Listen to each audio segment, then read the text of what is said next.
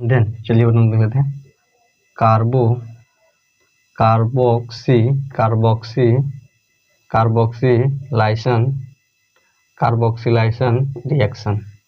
कार्बोक्सिलाइजेशन जिसमें क्या जाता है, जिसमें बोल रहा है कि when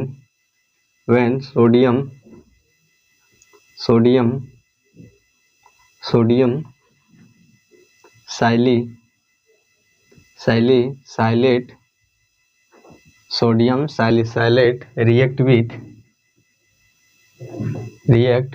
sodium salicylate react with sodium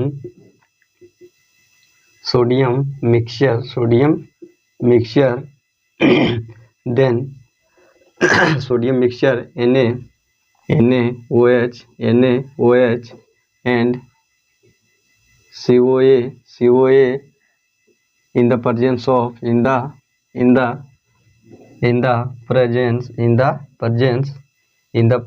किसके उपस्थिति में, in the presence of heat then sodium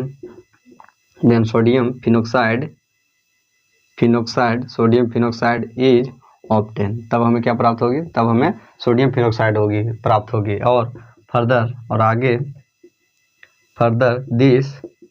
this sodium phenoxide one acidification this sodium phenoxide one acidification then phenol is obtained this reaction is known as इस reaction को किस नाम से जानते हैं हम लोग, इस रिएक्शन को हम लोग डाइकार्बोक्सिलाइजेशन रिएक्शन के नाम से जानते हैं। देन क्या हो रहा है कि when sodium salicylate react with sodium mixture NaOH and Ca, तो क्या हो रहा है कि when sodium salicylate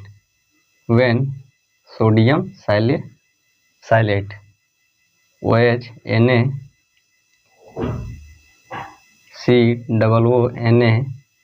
sodium salicylate in the presence of sodium mixture NaOH and COA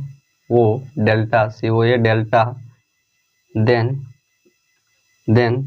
sodium phenoxide is obtained and then क्या हो रहा है, sodium phenoxide is obtained and further this sodium phenoxide one acidification with dilute HCl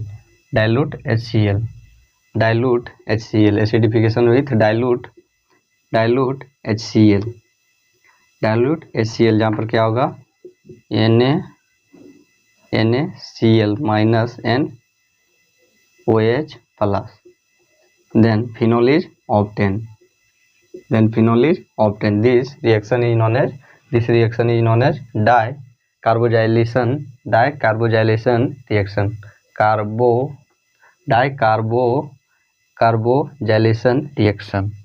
then क्या हो रहा है कि जब क्या हो रहा है कि सोडियम सैलिसाइलेट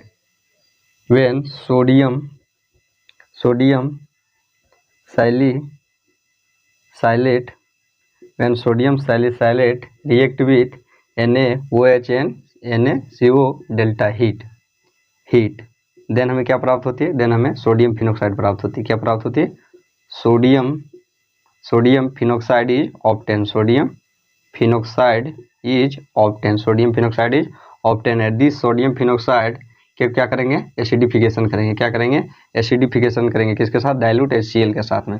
देन तब हमें क्या प्राप्त होगी, तब हमें फिनोल प्राप्त होगी। और इस रिएक्शन को हम लोग किस नाम से जानते हैं, इस रिएक्शन को हम लोग कार्बोजाइलेशन रिएक्शन के नाम से जानते हैं। ठीक, क्या हो गया हम लोग का कार्बोजाइलेशन रिएक्शन क्या हो गया, कार्बोजाइलेशन रिएक्शन।